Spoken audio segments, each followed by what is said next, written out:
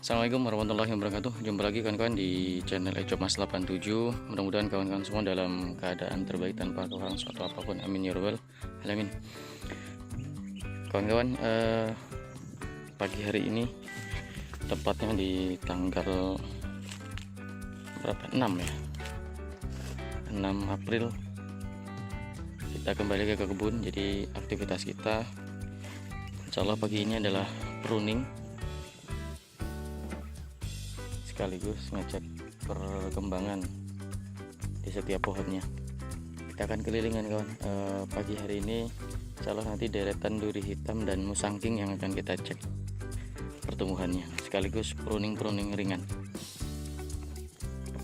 Pohon durian duri hitam yang waktu itu diganggu sama monyet, percabangannya kawan, batang utamanya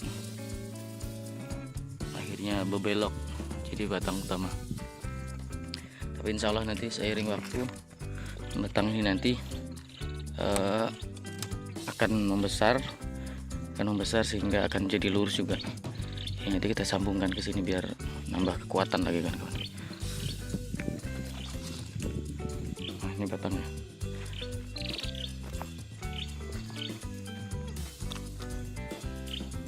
Alhamdulillah aman.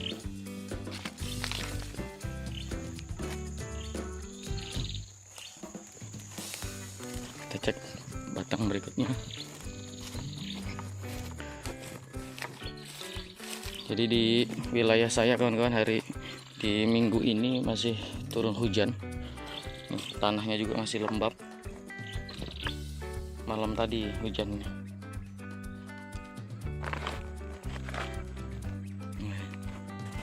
Ini duri hitam juga. Ini hasil sulaman ini. Ini usianya baru sekitar 6 bulanan kayaknya nih kan kawan.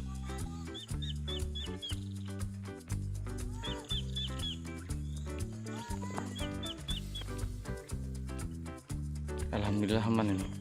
Kayaknya belum ada ranting yang perlu di pruning kawan-kawan. Kita cek selanjutnya. Ini musangking. Musangking ini hasil dongkelan nih kan kawan. Tuh. Alhamdulillah sudah mulai adaptasi. Insyaallah aman. Cek selanjutnya. Ini musangking. Wah, ini rimbun. Nah, ini kan kawan. Jadi yang saya lakukan di kebun itu ketika ingin melakukan pruning kan, jadi kita harus selektif memilih cabang mana yang akan kita besarkan. Ini saya kasih lihat salah satu cabang ranting yang sengaja waktu itu saya biarkan. Nih, ukuran dia ini lebih kecil dibandingkan dahan yang di atasnya. Nih, ini kecil, nah, masih besaran ini, sehingga seiring waktu tanpa kita pruning pun dia pasti mati sendiri. Makanya jika di kebun kawan-kawan ada terjadi seperti ini, lebih baik supaya tidak memakan nutrisi, ranting yang kecil ada di bawah dahan yang besar maka wajib dipotong. Ini kering kawan-kawan, nih sampai ke atas. Nah tuh patah kan, bekas potahnya. Jadi seiring waktu dia patah gitu kawan-kawan. Kemudian nih cabang yang nge-V kayak gini, nih ini kan rantingnya kecil sebenarnya. Ini lebih kecil dibandingkan yang ini. Jadi ini lebih baik dipotong aja.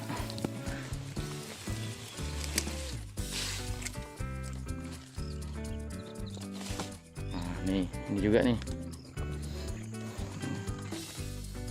yang lebih kecil dibandingkan yang ini. Ini kita potong.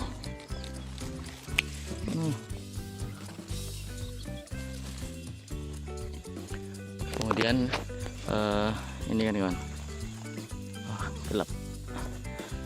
Nah itu, ini ranting-ranting air kecil ini dibuang aja nih kawan. Nih, juga kalau kecil.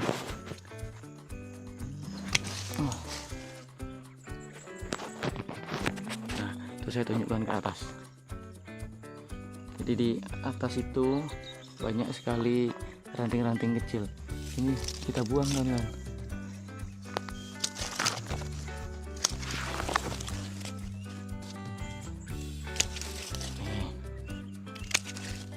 Jadi supaya apa? Supaya cabang utamanya yang mau kita pelihara itu jadi lebih maksimal pertumbuhannya.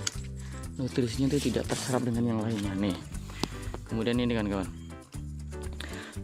ini kan cabang utamanya, cabang utama. Kemudian ada ranting-ranting kecil kayak gini. Ini sudah terlalu banyak nih, terlalu rapat nih kan kawan. Ini harus kita pangkas tuh, lihat penampakannya. Maka kita potong.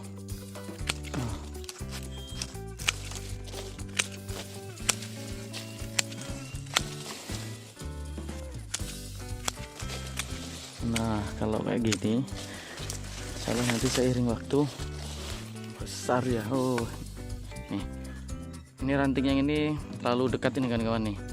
Ini dengan ini searah. Ini kebetulan arahnya sama nih.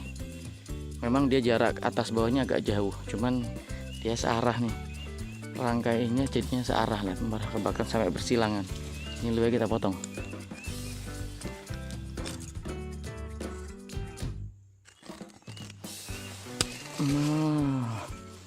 Nah jadi cabang utamanya kan, kokoh jadinya sekarang kan.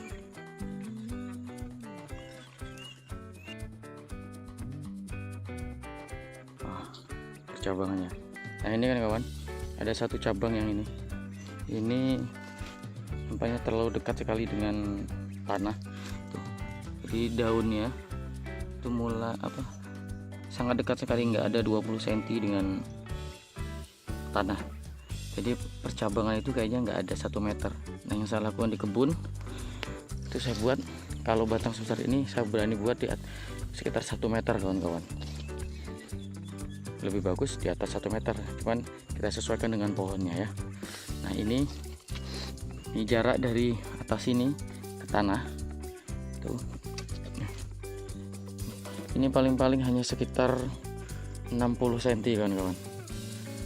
Nah jadi ini juga harus kita korbankan, harus kita potong percabangannya, karena nanti ranting yang terlalu dekat dengan tanah itu akan menyebabkan hama atau serangga-serangga itu mudah naik yang dari tanah. Jadi harus kita potong. Nah ini kebetulan saya nggak bawa gergaji, jadi kita gunakan parang. Nah tekniknya gini kan kawan, kalau memotong menggunakan parang, jadi jangan langsung dipotong dari atas gini, jangan begini, tapi lukai dulu bagian bawahnya begini, nanti baru dibalas dari atas. Nah pelan-pelan aja kan kawan, nggak usah buru-buru, kita lukai gini.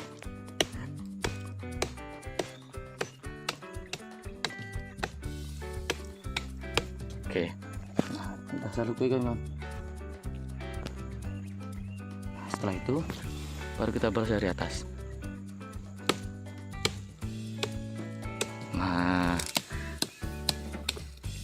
tuh kan kawan, jadi potongannya rapi. Jadi kalau kita potong dari atas bisa pecah ke bawah sini kulitnya ini, tapi kalau kita potong dari bawah bentuknya rapi jadinya kan kawan. Tuh ini kawan kan, kalau punya pestisida, fungi sama insek campur dioleskan lebih bagus kan kawan. Ini bekas potongan saya menggunakan parang juga nih kan kawan nih. Alhamdulillah aman. Nih. Udah kering dia. Gitu kan kawan ya. Hanya berbagi teori sederhana, tapi insya Allah bermanfaat kan kawan. Ini perkembangannya alhamdulillah aman. Kita cek pohon selanjutnya sana kan kawan. Ini masih bersangking.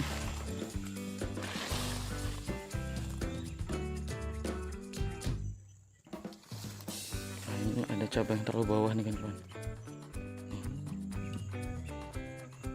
Ada cabangnya terlalu bawah nih. Jaraknya paling sekitarannya 60 sampai 70 cm saja ini. Nah, nanti kita potong.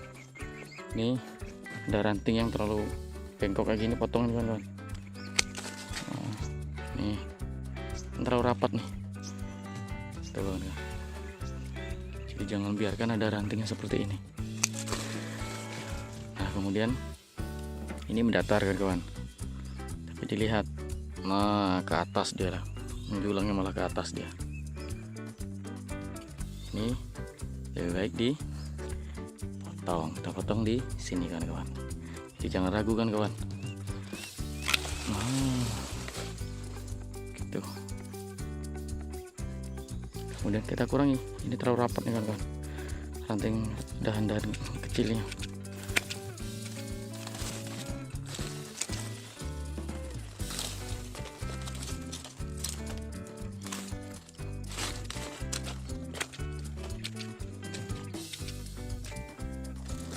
Jadi pruning kalau masa pertumbuhan seperti ini kan kawan, ini tidak bisa dilakukan sekaligus, memang dilakukan secara bertahap. Jadi bisa jadi sebulan sekali, bisa jadi 2 bulan sekali, tergantung pertumbuhannya kan kawan. Jadi setiap kali ke kebun, saran saya jangan lupa bawa gunting. Jadi kita bisa sekaligus lakukan pembentukan cabang. Nih kawan-kawan, hati-hati di atas ini ya, tidak. Nah ini ada 2 cabang yang hampir jadi batang utama nih, ini dan ini. Itu ke atas juga kan kawan, arahnya sama-sama ke atas, 2 arah. Jadi ini harus kita potong. Nah, kita lihat yang jadi batang utama adalah ini, maka ini harus kita potong. Nah itu jadi batang utamanya. Ini hati-hati, ini cabang V juga nih, ini ada cabang ke samping. Ya udah kita piharkan yang ini aja, potong di sini.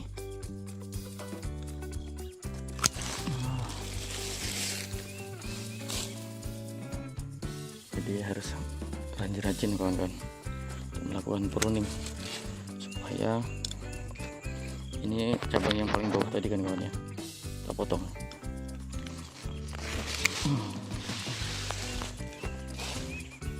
Kemudian kita kurangi. Jadi kalau di musim penghujan itu jangan terlalu lembab kondisi bawah pohonnya kawan-kawan, bisa fatal akibatnya.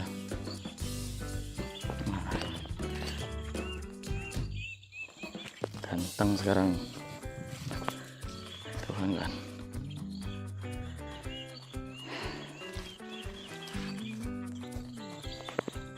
Tuh masih ada beberapa pohon kan kawan. Jadi kita cek satu pohon lagi kawan-kawan ya, supaya durasinya tidak terlalu panjang kawan-kawan. Nanti kalau saya cek satu-satu kemudian saya lakukan pruning satu-satu, makan durasi nanti. Kita cek satu lagi nanti kawan-kawan ya. Ini musangking juga kan kawan, kita lihat ya. Nah itu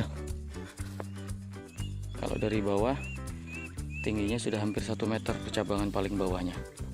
Jadi untuk sementara ini sudah cukup kawan-kawan. Kita cek mendekat apakah ada ranting yang perlu dibuang. Nah ini perlu kita buang dengan kawan nih.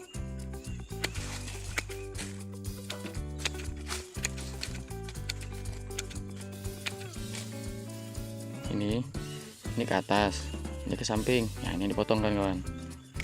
Nah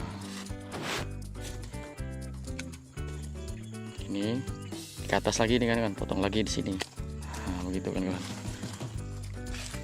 Ini tunas air.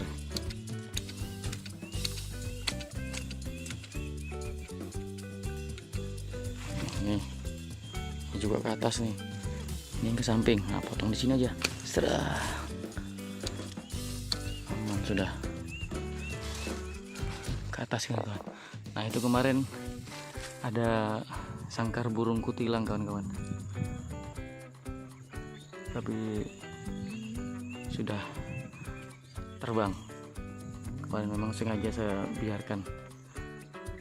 Jadi di wilayah saya ini memang banyak burung kutilang dan saya biarkan bertelur. biar berkembang biak di kebun ini, karena burung kutilang itu pemakan serangga kawan-kawan. Dia suka makan serangga juga, jadi bisa jadi pengendali pohon durian, terbebas dari serangga. Insyaallah aman kan kawan.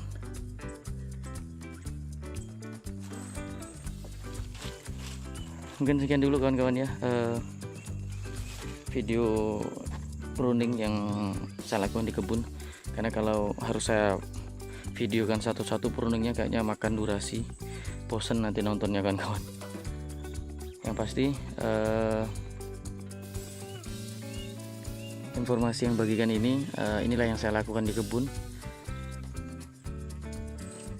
Bagi kawan-kawan yang ingin mengikuti ya silahkan diambil yang baiknya. Jika ada yang kurang pas, silahkan tulis komentar, kita saling berbagi informasi kawan-kawan demi kemajuan petani durian Indonesia. Salam hijau dari channel Ecomas 87. Assalamualaikum warahmatullahi wabarakatuh.